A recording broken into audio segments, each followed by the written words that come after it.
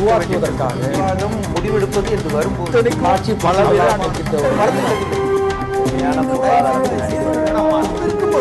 எதிர்த்து பேசிட்டு நாம இவ்வளவு நேரம் பேசிட்டு இருந்த விஷயத்த ஒரு கேள்வியாக நேயர்கள்ட்ட கேட்டிருந்தோம். குற்றப்பின்னணி அமைச்சர்கள் விவகாரத்தில் உச்சநீதிமன்றம் கொடுத்திருக்கிற தீர்ப்பு பலன் தரும் பலன் தராதுன்னு. பலன் தரும் அப்படின்னு 38% நேயர்களும், பலன் தராது அப்படின்னு 62% நேயர்களும் கருத்து தெரிவிச்சிருக்கிறாங்க. நீதிமன்ற தீர்ப்பு, உச்சநீதிமன்ற தீர்ப்பு அவர்களுக்கு ஒரு நம்பிக்கை அளிக்கவில்லை அப்படின்னு இதுல இருந்து புரியுது. கிட்டத்தட்ட அதே மாதிரியான உணர்வு தான் எங்கேயும் வெளிப்படுது அப்படின்னு நினைக்கிறேன். இதுல இன்னொரு முக்கியமான விஷயம் ஆவடிக்குமார், இந்த குற்ற வழக்குகள் தொடர்பாக அரசியல் கட்சிகள், அரசியல் தலைவர்கள் சொல்லக்கூடிய ஒரே விஷயம், இந்த வழக்குகள் எல்லாமே அரசியல்வாதிகள் மேல போடக்கூடிய அனைத்து வழக்குகளுமே அரசியல் பழி வாங்கலுக்காக எதிர்கட்சிகள் போடும் வழக்குகள் அப்படின்னு சொல்லி மொத்தமா எல்லாத்தையும் ஒரே பண்டில் ஆக்கிடுறாங்க. அதுல இருக்கக்கூடிய நியாய அநியாயங்களை பற்றி பேசுவதற்கு பெரும்பாலும் எந்த அரசியல் கட்சியும் தயாராகவே இல்லை. அதாவது இது மொத்தமா சொல்ல முடியாது. ஒரு சில வழக்குகள் ஒரு அரசாங்கம் ஒரு அந்த கட்சி தன்னுடைய எதிர்கட்சி மீது போடுற வழக்குகள் ஒரு சில வழக்குகள் தான். ஒரு சில வழக்குகள் சிஏஜி போன்ற நிறுவனங்கள் கண்டுபிடித்த வழக்குகள், இன்னும் சொல்ல போனா தனிநபர்கள் தொடுத்த வழக்குகள் அடிப்படையில் போடப்பட்ட கேஸ்கள், புகார்கள் அடிப்படையில் போடப்பட்ட வழக்குகள் இருக்கு. ஆக அந்த இன்னும் பொதுவா என்ன சொல்லலாம்னா, அரசியல்வாதிகள் மீது வழக்கு வருவதற்கு அதிக வாய்ப்புகள் இருக்கு. அதுக்கு பல்வேறு காரணங்கள்ல அரசியல் காரணமும் ஒண்ணு. சரி, அரசியல்வாதிகள் மேல வழக்கு வருவதற்கு பல காரணங்கள் இருக்கு. அந்த பல காரணங்கள் ஒரு போராட்டம் நடத்துறாங்க, அந்த போராட்டத்துக்கு தலைமை தாங்க சொல்ல அந்த போராட்டத்தில் இருக்க யாரோ ஒரு தவறான வன்முறையை ஈடுபட்டாங்கன்னா அந்த போராட்ட நடத்துறவங்களையும் சேர்த்து வழக்கு போடுவாங்க. வன்முறையே இல்லாம ஒரு போராட்டத்தை நடத்திட்டு இருந்தா கூட தேச துரோக வழக்குகள் உட்பட எல்லா வழக்குகளும் போட முடியும். அவங்க என்னைக்காவது ஜெயிச்சு நாடாளுமன்றத்துக்கோ சட்டமன்றத்துக்கோ போனாங்கன்னா அப்போ குற்ற பின்னணி கொண்ட பேரோட தான் அவங்க போக முடியும்.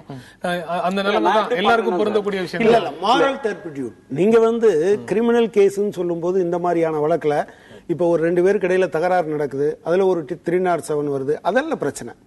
உங்களுடைய அந்த மாரல் டர்பிட்யூடுங்கிற வார்த்தையை சொல்றாங்க பாத்தீங்களா, நெறி சார்ந்த விஷயங்களில் நீங்க என்ன பண்ணிருக்கீங்க அப்படிங்கிறது. அது அரசியல்வாதி அவங்க கேஸ் போட்டதுனாலயே அது இன்னொரு கட்சி ஆட்சியில இருக்கும்போது போட்டது, அந்த கட்சியை தனது. அதாவது இதுல இந்த வழக்குகள் இந்த குற்ற பின்னணின்றது எதை வச்சு சொல்றாங்கன்னா, ஒவ்வொருவரும் தன் மீது இந்த வழக்குகள் இருக்குதுன்னு அவங்க கொடுத்த வாக்குமூலம் தான். இத வேற யாரும் சொல்லல. அவங்க எங்க மேல இவங்களா கொடுக்கல. நீங்க இந்த வழக்கு எல்லாமே அவங்க தேர்தல் விண்ணப்பத்துல கட்டாயமாக்குனதுனால சொல்றாங்க. அதற்கு கூட ஒரு உச்சநீதிமன்ற தீர்ப்பு தான் காரணம். உச்சநீதிமன்றம் மக்களுடைய தொடர்ச்சியான போராட்டங்கள் பத்தி தான் சொல்றப்பையும் இல்ல ஊழல் வழக்குகள்னு சொல்றப்பையும் எல்லாத்தையுமே நீங்க ஒரே தட்டுல எடுத்து வைக்க முடியாது. சில நேரங்கள் சரி நீங்க சொல்றத புரிஞ்சுக்க முடியுது. எல்லாத்தையும் ஒரே தட்டுல வச்சு பார்க்க முடியாதுன்னு நீங்க சொல்றத புரிஞ்சுக்க முடியாது, புரிஞ்சுக்க முடியுது. ஆனா அதை வேறுபடுத்தி பார்ப்பதற்கான வாய்ப்பு இந்த மாதிரி விஷயங்கள்ல எங்க கிடைக்குது? அதாவது இது மக்களுக்கு இடையே இந்த நம்ம பேசுறதன் மூலமாகத்தான் சில விஷயங்களை சொல்ல முடியும். இப்ப ஒரு கோல் அலோகேஷன் கேஸ் அப்படின்னு எடுத்துப்போமே. இப்ப ஒரு மிகப்பெரிய அளவுல 1993 இருந்து எல்லாத்தையும் அடிச்சு தூக்கு அப்படின்னு நீதிமன்றம் சொல்றது என்னால ஒரு விதத்துல புரிஞ்சுக்க முடியல. சில நேரங்கள்ல ஒரு அரசு சில முடிவுகளை கேபினெட்ல வச்சு ஓப்பனாக சில முடிவுகள் எடுக்குது. ஆனாலும் அது தப்பு அப்படின்னு தொடர்ந்து நீதிமன்றங்கள் சொல்றது. இப்ப உதாரணத்துக்கு இப்ப 2G மாதிரியான ஒரு வழக்குல ஊழல்ங்கிற பாட்டை விட்டுடுவோம். ஃபர்ஸ்ட் கம் ஃபர்ஸ்ட் சர்வ்டு கூடாது, அது எல்லாமே ஏலத்துலதான் விடணும். இது எல்லாமே நான் இதனால இந்த ஒரு அமைச்சர் தப்பு பண்ணிட்டாரு, அவரை தூக்கி ஜெயில போடு, இதெல்லாம் நான் ஏத்துக்கவே முடியாது. பல நேரங்கள்ல அது நாம் மத்திய அரசு மாநில அரசு எந்த கட்சி அப்படிங்கறதெல்லாம் தாண்டி ஒரு கொள்கை என்ன காரணத்துக்காக எடுக்கப்படுதுங்கிறத ரொம்ப தெளிவாக ஒருவர் முன்வைக்கும் பொழுது எதிர்கட்சிகள் சும்மா நாச்சும் அது மேல இது தப்பு அப்படின்னு சொல்றதுக்கு தயாராகவே இருந்துகிட்டு தான் இருக்காங்க. அப்ப மக்கள் அதை பிரிச்சு பார்க்கணும். ஏன் இந்த கொள்கையை எடுப்பதன் மூலமாக இவர்கள் வேணுமென்றே உங்க பணம் பெறுவதற்காக இதை செய்தார்களா? அதற்கு எவிடன்ஸ் இல்லாதப்ப அவங்க மேல அந்த மாதிரியான குற்றச்சாட்டுகள் ஒட்டக்கூடாது. இல்ல சார், கோல் அலோகேஷன் கேஸ அந்த கேட்டகரியில சேர்க்க முடியாது. ஏன்னா ஒவ்வொரு நாள் நடந்த மினிட்ஸையும் அவங்க ரெக்கார்ட் பண்ணியிருக்காங்க. அவங்க என்ன கேட்டிருக்காங்க, கோர்ட் என்ன கேட்டிருக்கு அப்படின்னு சொன்னா, நீங்க வந்து மாநில அரசாங்கம் சிலது ரெக்கமெண்ட் பண்ணியிருக்கு, ministry of power central ministry recommend பண்ணியிருக்கு. இது ரெண்டுமே ரெக்கமெண்ட் பண்ணாதெல்லாம் நீங்க கொடுத்துருக்கீங்க. அதுக்கான காரணத்தை நீங்க பண்ணல, டிரான்ஸ்பரண்டா இல்ல, அல்லது ஒரு ப்ரொசீஜரை உருவாக்கி அதன் அடிப்படையில் இல்ல, ப்ரொசீஜரை நீங்க யாரு கொடுக்கணும்னு நினைக்கிறீங்களோ அவங்களுக்கு தகுந்த மாதிரி மாத்திருக்கீங்க என்றுதான் சொல்லியிருக்கே தவிர, கொள்கை சம்பந்தமான பிரச்சனைகளில் கடந்த காலத்திலையும் அது தலையிட முடியாதுன்னு சொல்லிடுச்சு. இப்பவும் அது தலையிட்டது மாதிரி எனக்கு தெரியல.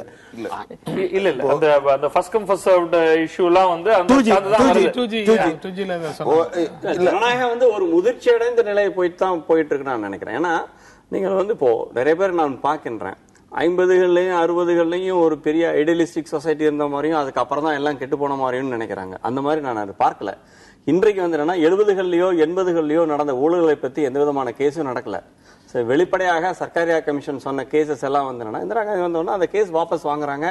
அந்த சமயத்தில் இருந்த பப்ளிக் ப்ராசிக்யூட்டர் முடியாதுன்னு சொல்றாரு. உடனே பப்ளிக் ப்ராசிக்யூட்டர் மாத்திட்டு வேற ஒருத்தரை வச்சு அந்த வழக்குகள் எல்லாம் வாபஸ் பெறப்படுகின்றன. இன்றைக்கு அந்த மாதிரி ஒரு விஷயம் சம்பவம் நடக்க முடியுமான்னு கேட்டா நடக்க முடியாது. நிச்சயமாக மக்கள் வந்து விழிப்புணர்வு வந்திருக்கிறாங்க.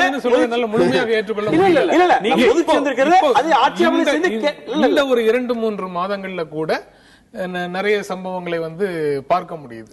அந்த மாதிரி விஷயங்கள் சைலண்டா நடக்குது. சார் நான் என்ன பாக்குறேன்னு கேட்டீங்கன்னா, அந்த விஷயங்கள் எல்லாம் கேள்விக்கு உள்ளாக்கப்படுகின்றன. 70கள்லயோ 80கள்லயோ இந்த மாதிரியான கேள்விகள் எழுந்திருக்க வாய்ப்பே இல்லை. ஆனால் இன்றைக்கு தேதியில் அந்த மாதிரியான கேள்விகள் மக்கள் எடுக்கப்படுகின்றன, நீதிமன்றத்துக்கு கொண்டு செல்லப்படுகின்றன. ஒரு விஷயங்கள் அது வெளியே ஹை ப்ரொஃபைல் கேஸ்ல நீங்க நினைச்ச மாதிரி மாத்திர முடியாது.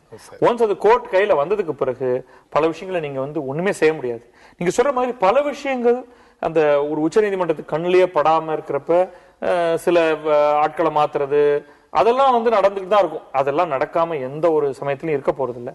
நம்ம தொடர்ந்து இந்த ஒரு தார்மீக நெறிமுறைகளை வந்து நம்ம அதிகப்படுத்திக்கிட்டே போய் அட்லீஸ்ட் நம்ம தனி வாழ்க்கையில அது இருக்கோ இல்லையோ, பொது வாழ்க்கையில் இருக்கிறவங்களுக்கு மட்டும் ஸ்பெஷலாக நம்ம வந்து ஒரு வலுவான ஒரு தார்மீக நெறிமுறைகளை நம்ம திணிச்சுட்டு தான் இருக்கோம். பொது வாழ்க்கையில் இருக்கிறவங்களுக்கு தார்மீக நெறிமுறைகளை திணிச்சிட்டு இருக்கணும்னு சொல்றீங்க.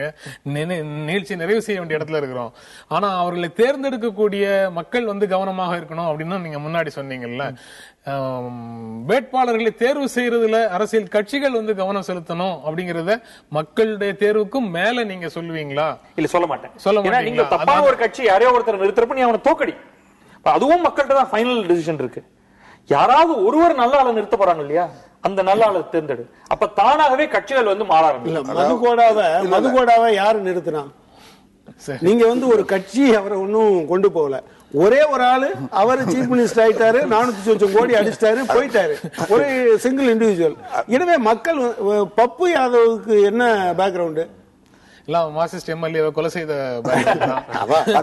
அதாவது இந்த நாடாளுமன்றத்திற்கும் சட்டமன்றத்திற்கும் போட்டியிடுகின்றவர்கள் குற்ற பின்னணி உள்ளவர்கள் போட்டியிட முடியாத ஒரு நிலையை உருவாக்காதவரை அமைச்சர்கள் மட்டும் அதை கடைபிடிக்கணும் என்று எதிர்பார்க்கிறது அவங்க இன்னும் உயர்ந்த ஸ்தானத்துல இருக்காங்க. இல்ல நான் என்ன சொல்ல வரேன்னா, இன்றைக்கு குற்றம் சாட்டப்பட்டவர்கள் அத்தனை பேரும் குற்றவாளிகள் ஆயிர போறதில்லை. அதுல வாய்ப்பு அவங்களுக்கு இருக்கிறதுனால அந்த வாய்ப்பை அவங்க பயன்படுத்திட்டு இருக்காங்க. அதனால இப்போ நீங்க சாதாரணமா பாத்தீங்கன்னா எந்த ஒரு வழக்கா இருந்தாலும் அந்த வடக்கில் இருந்து பெரும்பாலும் விடுதலை தான் பெறாங்களே ஒழிய வந்து விடுதலை பெற்று விடுகிறாங்க. ஆனா அப்படி இருக்க சொல்ல இவங்களை வந்து அதை காரணமா வச்சு அவங்கள நாடாளுமன்றம் இப்போ நீங்க இது 2G கேஸ பாத்தீங்கன்னா ராஜா மீது அவர்களை வந்து அமைச்சரவையில இருந்து ஏன் வச்சிருக்கீங்கன்னு கேட்டாங்க. ஆனா அவங்களை வந்து எம்பியா வச்சிருக்கிறது எந்த கேள்வியும் கேட்கல. அவங்க எம்பியா இருக்க சொல்ல அமைச்சர் ஆகிறதுக்கு வாய்ப்பு தானே வருது. இறுதியாக எல்லாத்தையும் கேட்க முடியாம போச்சு. நிகழ்ச்சி நிறைவு செய்ய வேண்டிய நேரம் வந்துருச்சு. இந்த நிகழ்ச்சியில பங்கேற்று உங்களுடைய கருத்துக்களை பகிர்ந்து கொண்டதற்காக எங்கள் நெஞ்சார்ந்த நன்றி. மீண்டும் சந்திப்போம். நன்றி, வணக்கம்.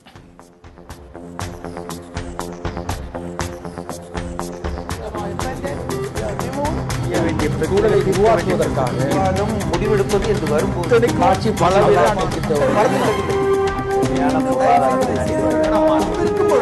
எதிர்த்து பேசிட்டு வழியை தவிர